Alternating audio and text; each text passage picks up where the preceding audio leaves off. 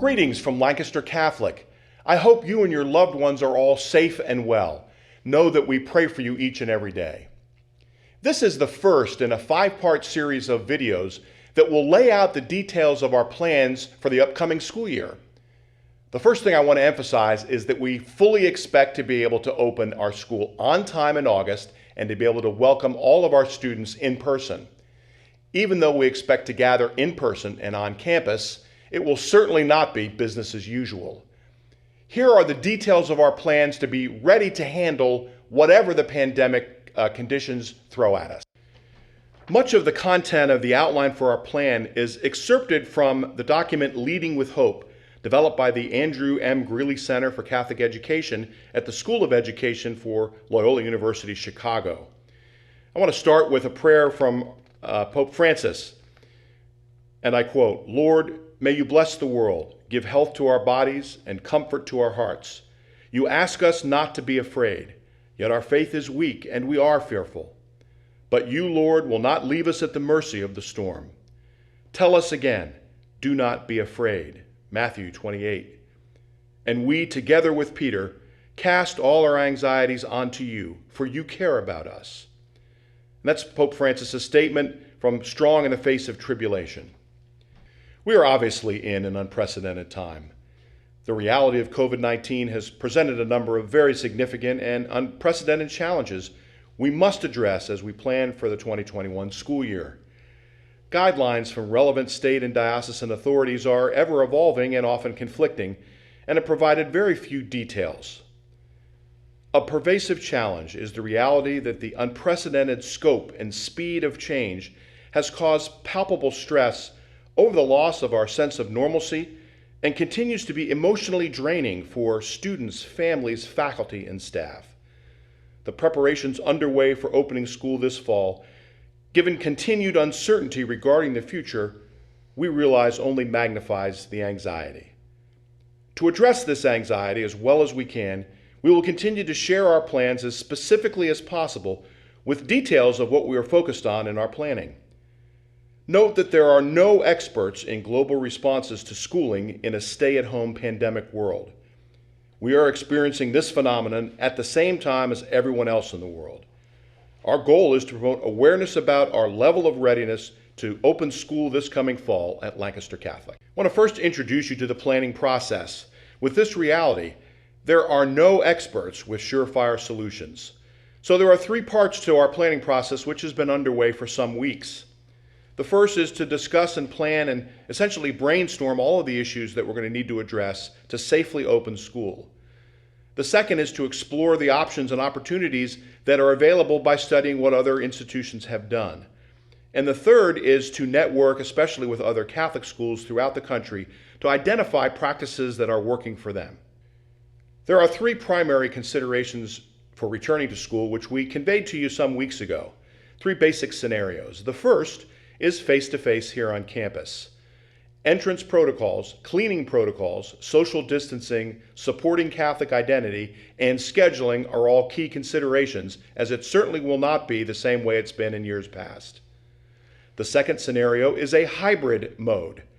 Scheduling, entrance protocols, supporting Catholic identity, social distancing, curriculum and instruction planning, making sure that we deliver high quality of instruction, and the necessary technology support are all the key considerations in the hybrid model.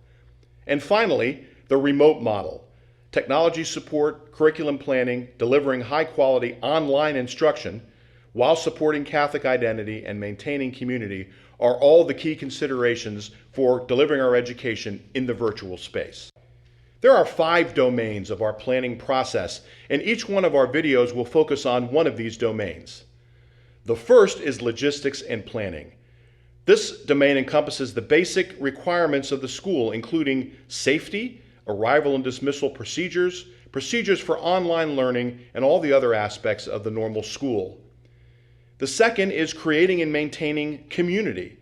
This domain addresses the social and emotional aspect of our school.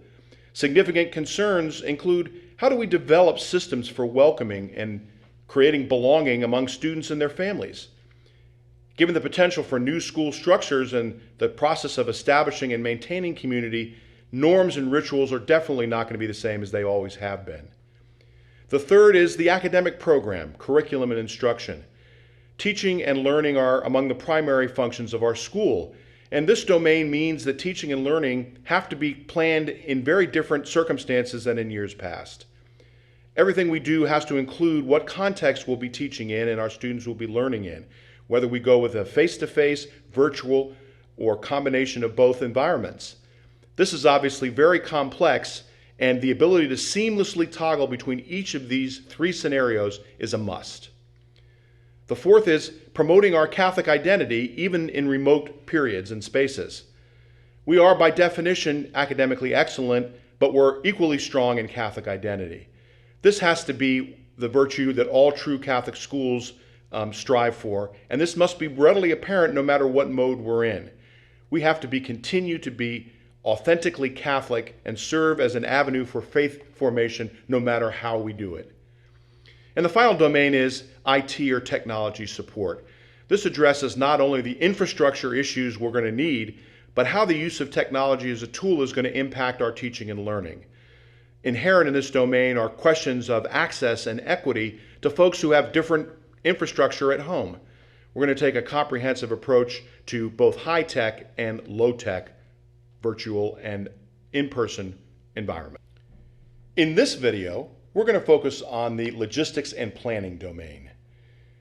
We have to create well-defined entrance protocols for students, teachers, and visitors to our school. One of the ways we're going to do that is we're purchasing 3 scanners that will take temperatures and photograph students and any other visitor and any faculty and staff member upon arrival on campus. It'll be set to alert our nurse and the staff on hand where anyone has a temperature exceeding the CDC guideline. We have to develop routines for daily health checks. We've got to develop plans for social distancing in the classroom.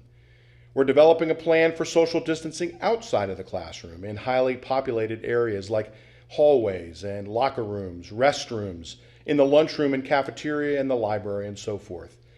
This obviously needs to include a plan for liturgies, Mass, and all extracurricular activities. We need to develop scheduling options to facilitate the possibility of reduced capacity here at school. And this essentially is the hybrid model. So if students are required to maintain 6 feet of distance around them in each classroom, the basis of the hybrid model is that half of the students will be experiencing class in person on campus in the classroom, while the other members of the class will be experiencing it in real time at home. This requires us to equip every single classroom to be able to deliver instruction interactively and seamlessly in this model. We have to procure the necessary supplies for hygiene and safety, like hand sanitizer and wipes and the correct cleaning materials, bleach, that kind of thing. In fact, specifically, what we've done so far is to disable all normal drinking water fountains, and instead we've installed bottle filling stations for a total of 8 drinking fountains that can be accessed by filling water bottles. We've installed cleaning logs in the bathrooms and the locker rooms so that every time it's cleaned and disinfected, that will be logged. We've installed freestanding and wall-mounted hand sanitizer stations throughout the school and stadium so that only a few feet away, the opportunity to use the hand sanitizers will be available to everyone. We have to develop necessary protocols for personal protective equipment, such as wearing face masks, and creating plans for students with sensory issues. At this point, it's our understanding that either clear plastic face shields or the traditional medical type masks will be equally acceptable. We'll keep you posted on that. We also have to review and update our emergency contact plan, especially in the event of an on-campus contagion. We have to periodically survey all of our stakeholders to evaluate how we're doing and make adjustments as needed. You'll be receiving the next 4 videos in this series about every other week throughout the summer, as the details of the state and diocesan requirements are unveiled and our plans take shape accordingly. The school is open and staffed every weekday as usual, and we ask that everyone who comes to campus bring a mask. Mr. Hinnenkamp and our coaches will continue to let all our families know when our fall athletes should arrive, and the details of the fall sports plans.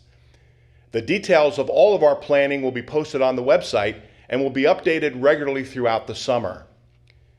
I wish you and your families a restful and peaceful summer. Know that you are always in our prayers, and please keep Lancaster Catholic in yours. I look forward to seeing you all in person very soon.